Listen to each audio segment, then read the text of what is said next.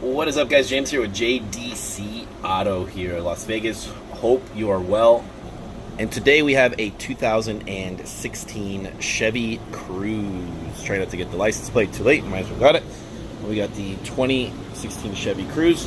And we have the 1.4 liter 4-cylinder.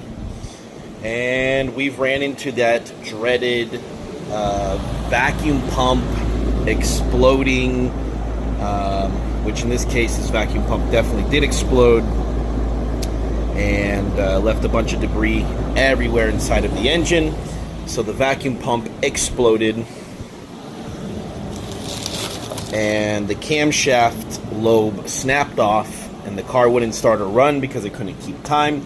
And of course, all the metal bits fell inside of here and was a huge mess. And the client itself, you know, being the car that it is, the value of it's not really worth to pull the engine and redo everything. So we are flushing, we are draining as much of the metal pieces in the system as possible, but it shut off pretty quick after. Couldn't run because it can't read the exhaust cam timing. So apparently this is a huge issue with this car. The pump fails, and then it actually spins this reluctor wheel on the exhaust camshaft. So didn't really see any videos out there on the 1.4 liter, so I'm going to, unfortunately, I know the job is already done, the new camshaft is in, but I am going to take you for a step-by-step what we did. Now, there's a ton of videos out there how to take off the valve cover.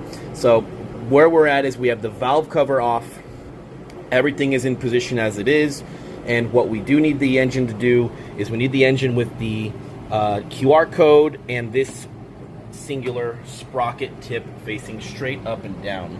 So this is a brand new one from Chevrolet. The part is here. It is a GM 1267577 and 4 exhaust camshaft. And basically what we've done in order to swap this, we didn't have to undo the timing cover. We did it all here on the top of the engine. It does require 2 people. You're going to need someone to help you on this.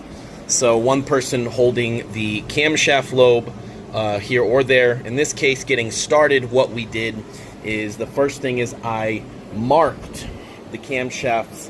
I marked this has been spun over at this point, so they're not lined up anymore, but I marked the camshaft. I marked the tooth of it, so you'll see like there's the teeth here. So you mark the tooth, and then you'll mark I marked the actual chain itself, and then I even marked it up here to the top portion of where this is, and to make sure that this is flat, and that is flat, and that nipple is pretty much straight up and down on that reluctor wheel. And how that looks is as following. So you should have the 2 flat sides there, 1 reluctor tip there, 1 rounded reluctor tip, and then you have the singular one sticking straight up. That should be straight up. So ours, the reluctor wheel actually, I put it here. So if you actually look, I put that same spot up here, see? You can actually see that the tip itself is not straight anymore. So there's the QR code, the little laser code. This is going straight up. And you can see it's kind of banked off to the left there, so it got spun over when the pump failed. So because this failed, and actually what also happened is this also snapped off. The metal got broken off and was sitting inside of there. So yeah, this was no longer good.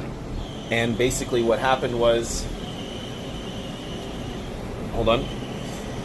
So the pump broke, snapped this off. So basically we needed a whole new camshaft, because especially this was, and it's almost impossible. It's not impossible, even if you wanted to.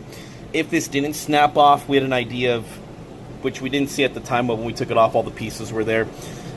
This spun on there. It's just a pressed-on fitting.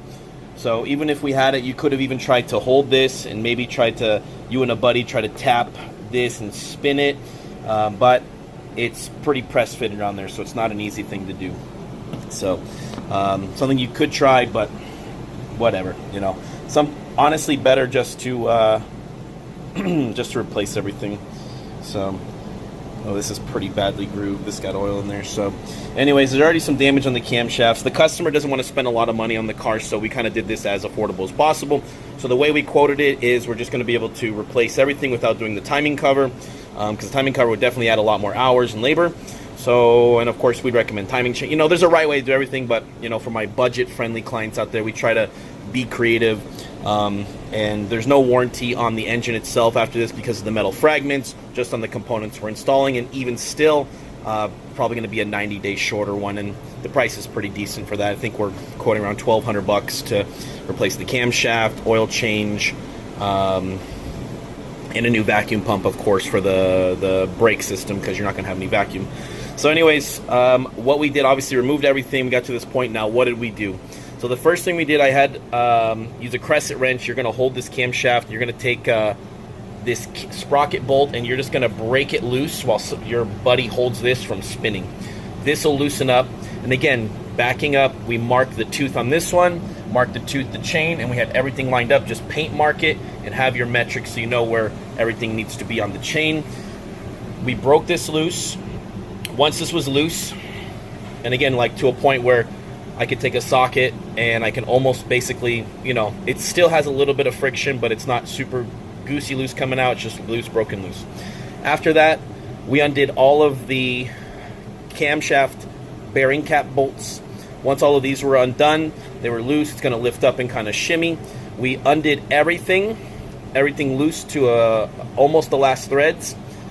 And then I ended up taking this a little bit more loose, just a little bit more out. Then once this was loose and all of this, I ended up taking off all of the caps, laying them out in order. After laying them out in order, I had him hold this camshaft with the wrench. We loosened the bolt all the way off, and this will still sit there. It shouldn't spin because it has on the end of the camshaft, oh, sorry, it's right here. On the end of the camshaft, you have a little notch.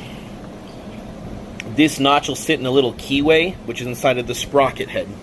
So there's a keyway inside of there that this slides into. So even if this is loose, it's not going to go anywhere. So once we got these all off, the camshaft is almost free and the bolt is all the way out. You do need to remove it all the way, set it up, it'll kind of sit.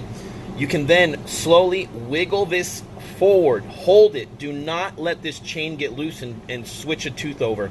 So you can keep it snug and it's not going to fall off below. Just keep it at the same height, and then you can kind of wiggle the camshaft out and hold this sprocket with two hands while your buddy is holding this with a wrench so it doesn't spin. And even when I took it off in this position, nothing clacked or spun. Everything was actually very stable when I took it off. So I was able to slide this off, just hold it here, and with my other hand, I pulled the camshaft out, dropped it here, grabbed the new camshaft. I did lubricate it with a assembly lube by Jiffy. Make sure it's lubricated, all of the lobes, all of the cam cap points, make sure it's all lubricated. So we fully lubricated everything. After that, I re-put it back in, lined up the tooth, the groove inside of here, this piece. And then once it was in, I started the bolt, just gentle, finger tight, and kind of walked it on a little bit. Reinstalled all of the caps gently, just snug, in position. And then after that, snugged it down all the way. This will kind of snug up and it will pull this flat spot really close to there. Once this was snugged up, tightened down all the caps, 106 inch-pounds in a tightening order. Retighten this down, which this, once this is snugged up, this was it's 15 pounds plus 90 degrees. Okay, I apologize. Part of the video got cut off, but let me just say that. So before I snug these torque down, I apologize, backtracking a little bit here. Before the caps got snugged, so these are on here holding it in position, but I left it a little loose so it can slide forward and back. I tightened this first. 15 foot-pounds plus 90 degrees. I marked the bolt at the straight up and down, and then I marked 90 degrees and I tightened it to 90 degrees.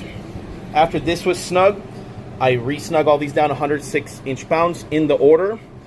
And then after that, everything else is back in and good to go. Hopefully this was slightly helpful for you guys. Thank you for your time. Be sure to like, share, follow, and we'll see you next time.